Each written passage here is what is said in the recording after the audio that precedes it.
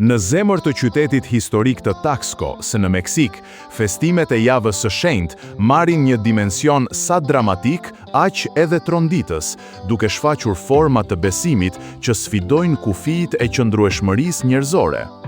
Kjo traditë shekullore, e cila mblez mijëra besimtar dhe kureshtar nga mbar bota, e kthen qytetin në një skenë të hapur të pendesës fizike. Protagonistët e këtij riti janë burrat e njohur si Los Encruzados, të cilët si shenjë devotshmërie dhe kërkimi për faljen e mëkateve, pranojnë t'i nënshtrohen një torture vullnetare në diellin përvolues. Imazhet që vijnë nga ky procesion tregojnë burra me trup të zhveshur, të cilët mbajnë mbi shpinë dhe krah tufa masive kaktusësh me gjemba të mprehtë, pesha e të cilëve shpesh i kalon 50 kilogramët. Gjembat depërtojnë thellë në lëkurën e tyre gjatë marshimit të gjatë nëpër rrugët me kaldrëm, ndërsa litarët që fiksojnë kaktuset shtrëngohen fort në qafë dhe krah, duke e bërë çdo hap një sfidë më vete.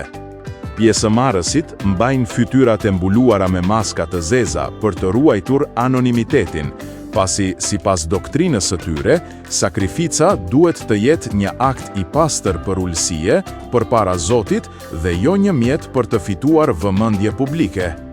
Ky rit, i cili daton që nga periudha koloniale e shekullit të 17-ën, pasqyron besimin e thellë se përmes dhimbjes fizike arrihet pastrimi i shpirtit dhe shlyerja e gabimeve të vitit.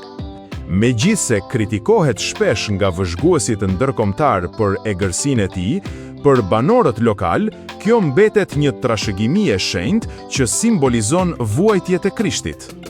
Për te aspektit fetar, procesioni i Taxcos është shndërruar në një fenomen kulturor unik, ku kufiri mes sakrificës personale dhe traditës kolektive shkrihet në një dëshmi të jashtëzakonshme të fuqisë së besimit mbi trupin e njeriut. Të pëlqeu? Bëj subscribe për pjesën tjetër dhe mos humb asnjë update.